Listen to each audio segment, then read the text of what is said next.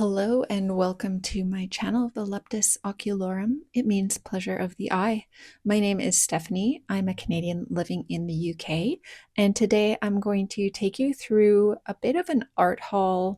I collected all of these things at various points in the winter of 2025, so from January until around March, and I filmed a bunch of footage back in March, April, but I haven't gotten around to editing it until now.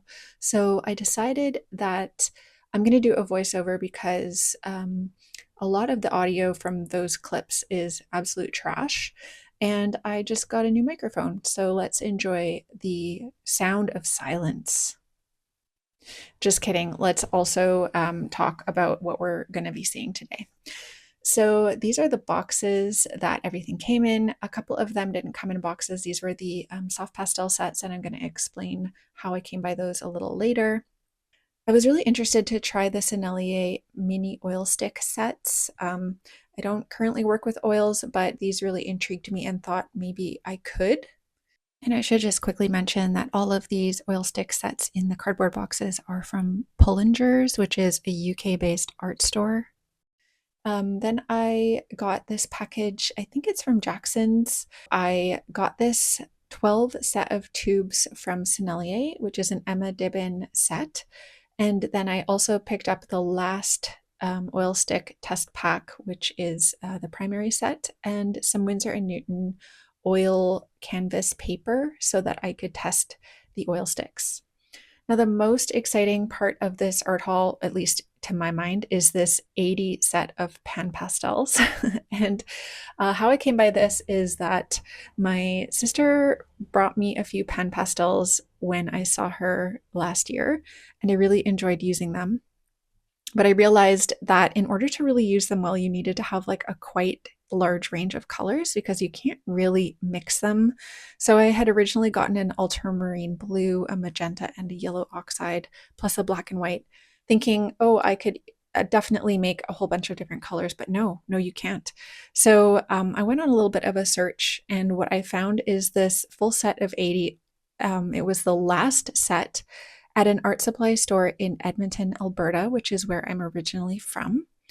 And it was on sale for more than 50% off in Canadian dollars. So I ended up paying a ridiculously low price for this. The only problem was I had to wait for so long for it to get to me because my mom had to bring it from Edmonton when she came to visit me. So this set got picked up sometime in November, and it didn't actually get to me and out in front of the camera until March. So here I am just explaining about these soft pastels. So these are Unison soft pastels. It's the landscape mini stick or half stick set of 16, as well as the Diane Townsend portrait A set. And I picked these up off of Natasha Newton when she was having a studio clear out sale in January this year. And I really hopped on that first thing in the morning and got those two sets, and I was super stoked about it. So let's unbox this Sennelier Emma Dibben set. So it comes as a set of 12 11 millimeter tubes. And here I am just confirming that no, you cannot remove those metal pieces from the back. I did eventually pry them out with some pliers. But essentially, I decided to pour all of those paints into a little set of half pans that I had. And then alongside the set, I got a few accentuating colors that I was interested in. This light gray color, which I just had seen somebody else swatch and thought it looked really beautiful, as well as a sap green, which is always a useful color because the set only came with a hooker's green. And then we also have the cerulean blue red shade because the two blues contained in the set were both really cool colored blues, and I wanted something a little bit warmer. Finally, I also picked up Sennelier Yellow Light, which is a favorite of many artists because of this pigment PY153. I believe that's a pigment that's difficult to come by, except in a few particular ranges. So this is what the paints look like all together. And yeah, I'm gonna get ready to pour them into these pans and swatch them out for you. So as I poured these out into their half pans, I had a few issues with binder separation, specifically for the turquoise green color, which is otherwise known as cobalt teal. It came out basically as a pure liquid with just a little tiny chunk. And so I stirred it and stirred it and stirred it, hoping it would reconstitute, but yet to be determined if that's going to work. Basically, I continue to see if it gets like any better, but no, it doesn't. Who knows what's going to happen with that. It's going to go dry on a shelf for a while and see what happens.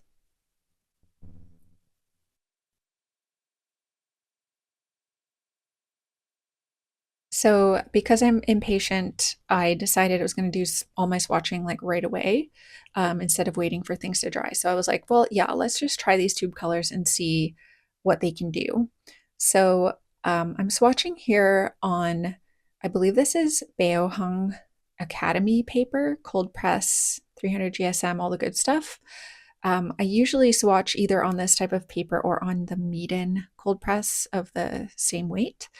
And I do this because I like the texture of this paper and I think that it shows watercolors vibrantly and pretty well. So I thought, yeah, let me divide this into sections and get all this information down.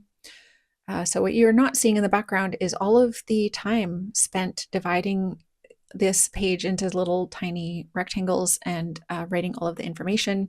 That's very time consuming. If you see artists putting together swatches like this, just know that there are like several hours of background where you're just like laboring with a ruler and a pencil. If you enjoy people swatching videos, buy a coffee. Doesn't have to be every time, just now and again. It's so much appreciated. So as I swatched these colors out, I was actually quite pleasantly surprised by the vibrancy that I was seeing, especially because I had always heard that Sennelier watercolors initially come out a little weak and that they are really good for building up in layers. And so yeah, I was actually quite surprised at how vibrant they came out. But one thing I realized, and you will realize too as you watch these dry, is that they do have a quite significant drying shift and they do dry down quite light. So that's something to bear in mind as you're working with these types of watercolors. Cerulean blue is one of my favorite colors. Now, I would have chosen the original cerulean blue, which I believe is a PB35 in this range.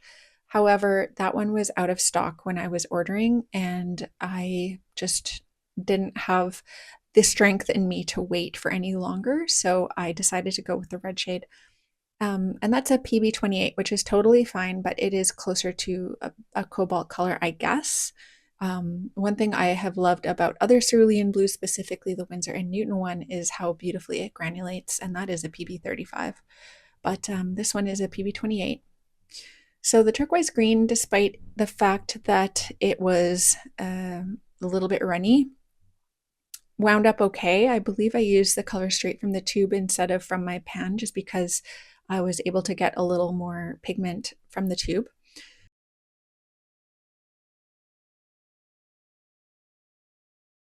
I was slightly disappointed with this sap green, especially because I do love PB29 and I thought that the addition of the Sennelier yellow light, the PY153, would make it especially vibrant, but it actually kind of reminded me more of like a light olive green. It was a little bit more muted than I was anticipating. So I think if I changed that name in my mind to something else, I would like it more. Now this gold ochre, I think that it laid down really beautifully. And I noticed afterwards that these pigments, there's something a little off about them. Like it says PY83, and I'm pretty sure that's what it said on the tube, but I think they might mean PR83 because it really does look to me like there's a little bit of red added to this.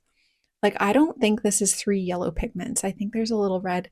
And I know that PR83 is not a light fast pigment, so I'm not too sure about that gold ochre.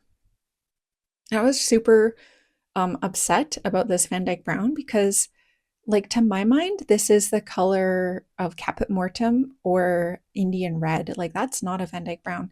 Van Dyke Brown is like a PBR8, and it's usually a really, really, really dark, like almost blackish brown. And this one is like a reddish brown. So, not too sure about that. I think the Payne's gray looks really nice, and then the light gray, this is a color I do not have in any other range. It is quite opaque, but I don't mind it. I kind of like it. I think it could come in handy somewhere. We'll figure it out.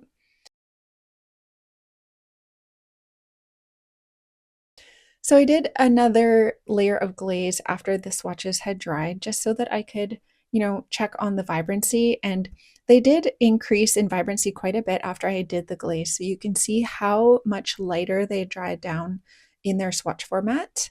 And this is going to become even more apparent later in the video when I have like a little bonus swatching at the end.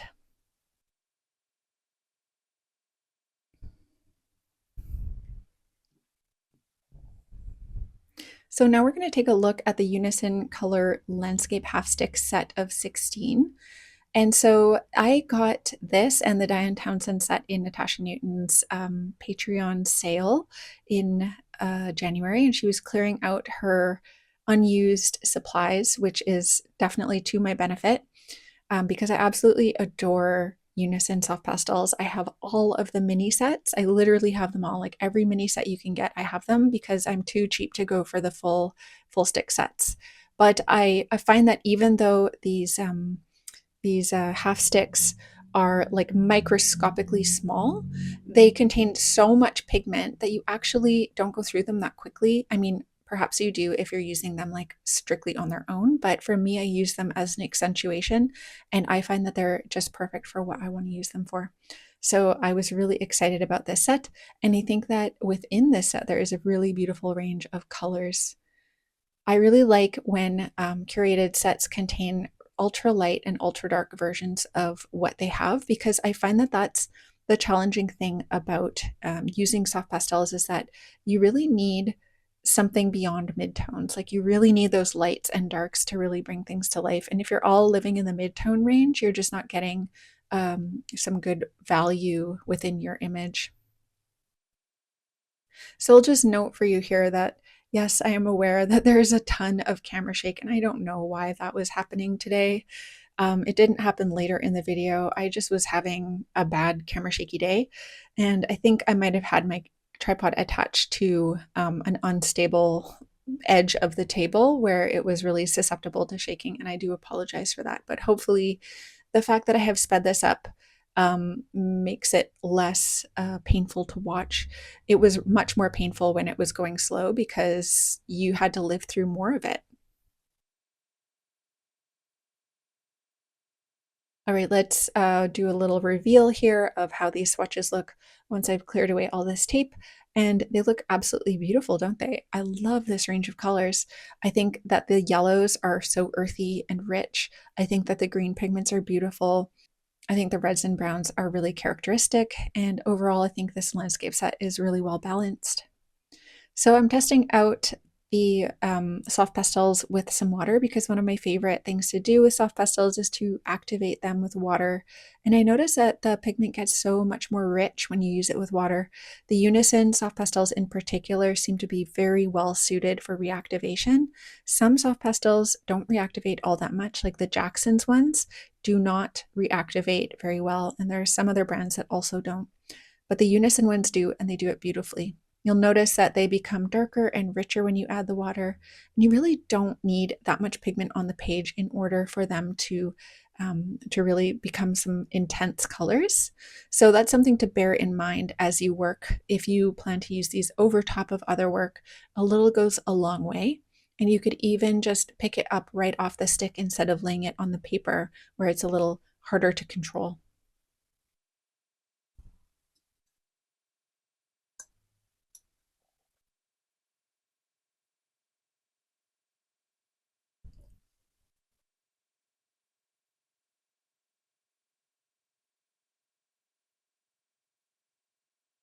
So this is what those colors look like now that they're dry. You can see they dry fairly matte, and they have a beautiful texture underneath that water activated surface.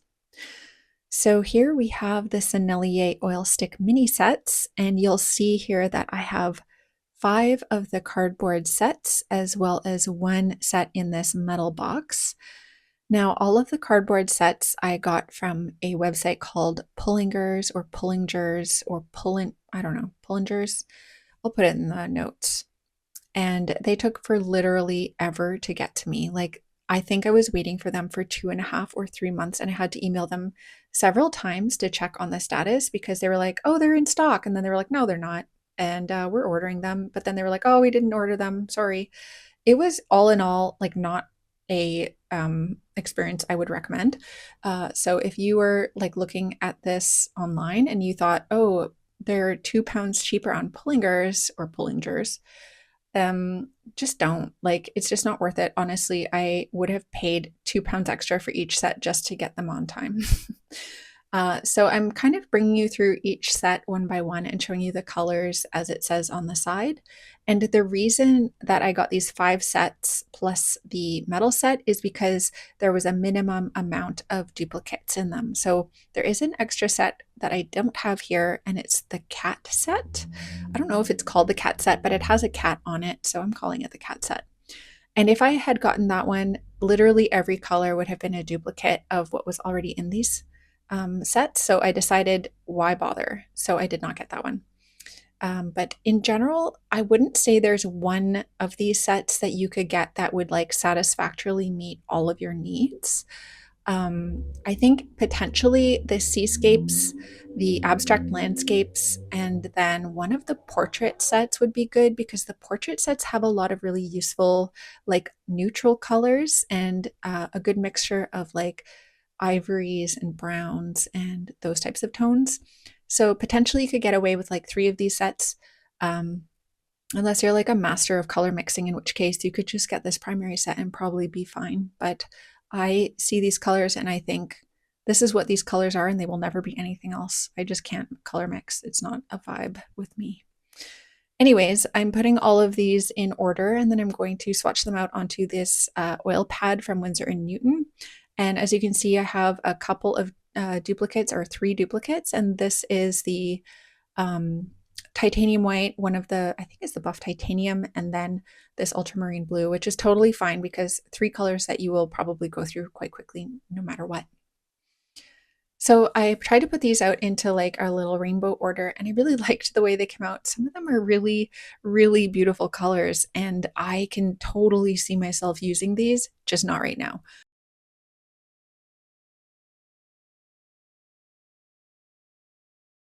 Let's divide them into their own individual sets and take a little closer look. I thought it would be helpful for people who were kind of taking consideration of each of these as individual purchases instead of, as I did, buying everything. So that's what they look like all together. And then as a bonus to this little art haul video, I was on the hunt for more Sennelier watercolors, and right around the time that I was filming this video, I found this spectacular deal on this set of 12 plus 6 half pans. Why don't they just call it 18? I don't know. Anyways, there's 18 half pans in here, and some of them are duplicate colors with the tubes, which is totally fine because guess how much this cost me? It was £39. So that is like an incredible deal. That was like 2.1 pounds per pan, and that's compared to like 5 or 6 if you buy them individually. So I was super stoked to find this deal. I pounced on it right away. And here I am just pointing out some of the colors I'm interested in testing and comparing. And here's my little half pan palette that I've been drying out over the past couple of days, and it's coming along nicely, although some colors are still a little bit liquidy. So looking at this a little more closely, I'm just checking to see what's on the pans, and it looks like they just have Sennelier plus the color number, but no other information. So at this point, I went ahead and wrote down all of the names and pigment info right onto the half pans themselves so that I would not forget that later. So I'm going through and swatching all of these, and you'll notice that some of these have a note that says pan on them, and that's just for the ones that are duplicate from the tube set that I have. So I wanted to differentiate those and just like see if there was any difference between them. Now, as I began to swatch these out, I noticed they were very intense and very different from the tubes. So that French vermilion in particular, I was like, what? I had to like get out my swatches and take a look because I was like, wait, that wasn't that intense when I did it. And I thought that the tubes were intense, but then when I did these pans, it was like even more. So if you're considering buying Sennelier paints and you want to have a good comparison between pans and tubes, like I would recommend getting the pans, honestly, even though the tubes, like they're 10 mils or 11 mils and they seem like they're going to last you a long time. They will. However, I can't guarantee that when they reactivate, they're going to be as intense as these pans, because these pans, like, look at them, they're really intense. So this carmine is the version of PV19 that I actually enjoy, not like the permanent magenta version, which makes me feel like I'm eating tinfoil. Bright red, apparently no pigment information on that. Not sure why. I feel like they could tell you if they wanted to, but they have chosen not to. So just going to have to trust the French people. Dioxazine purple is not a color I have ever used, but I'm willing to think about it one day, maybe. We'll see. You never know, I might change my style. This ultramarine deep, I was really excited because, you know, what's better than ultramarine but ultramarine deep? That just brings forth visions of intensity and beautiful granulation, and I'm all for both of those things. I think as I watch this settle into the page, I can see the granulation beginning, and I'm really excited by it. Now this Phthalo Blue, again, I have this version in the tubes, and this struck me as quite intense compared to those ones. Like I went and checked my swatches because I was like, wait, is that the same color? Now the Sennelier Blue, not sure why this is a thing, because this is literally just Phthalo Blue plus some white. I guess it's a convenience color? I don't know. Do people use this color?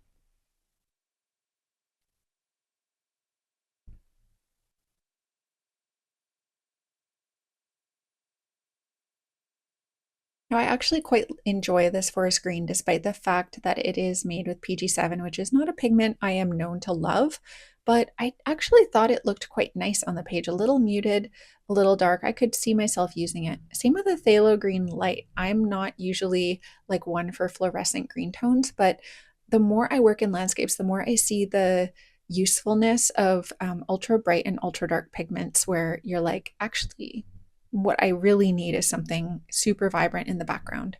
So yeah, I'm coming around to things like this. The Naples Yellow Deep, it's a PBR 24, so that is like the right pigment for that color, but it didn't strike me as like a particularly deep version of that pigment.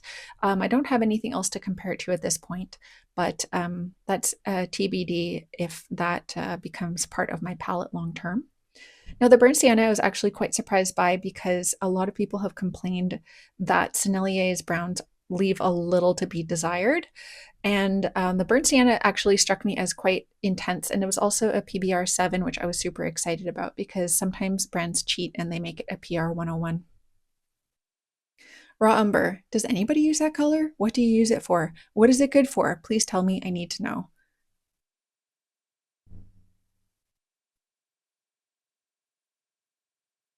Now, to my mind, this warm sepia is more akin to a burnt umber. And so I'm not sure if it's just that French people have a different color perception, or like, are these the original colors that they were supposed to be and other brands have just changed them over time? I don't really know, but that warm sepia to me looks like what I would anticipate a burnt umber to be. Nevertheless, I'm glad I have it because that's a very useful color. Payne's Gray, super intense compared to the tube version. I'm going to do a little compare and contrast after all of the swatches have dried so that you can see the difference between them. So here are all the swatches, and I'm just going to wait for them to dry and then do a little glaze over top, just like I did with the other ones, and then we're going to compare and contrast. So let's get rid of this tape. I was a little over enthusiastic in pulling this down, but you know, it's exciting. Here I am just poking my my existing Sennelier watercolors to show you how they're drying. And some of the ones that had the binder separation issues are still a little wet, but the rest of them are drying nicely.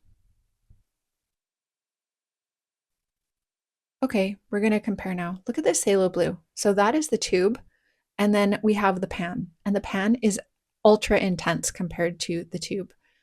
Now, I was using the paint right from the tube, so that should be the most intense that it gets, but this pan is definitely more intense. In fact, even the Sennelier blue, which has white added, is more intense than the phthalo blue from the tube. Now we're comparing the Payne's Gray. You can see the tube and the pan are quite different. The tube is quite a bit lighter and a little less blue. The one from the pan is super intense and the glaze is much, much darker. Now here I didn't have a burnt umber, but I compared the Van Dyke brown and all of this brown range together. And basically, I'm just concluding that the warm sepia is maybe a slightly darker version of a burnt umber than I would have said before, but still a useful color to have. And that Van Dyke brown, it did kind of darken as it dried. So maybe it's a useful color. I think I would like it better if it was called Indian red for some reason, or maybe hematite. I don't know. Just give it a different name. It's not Van Dyke brown.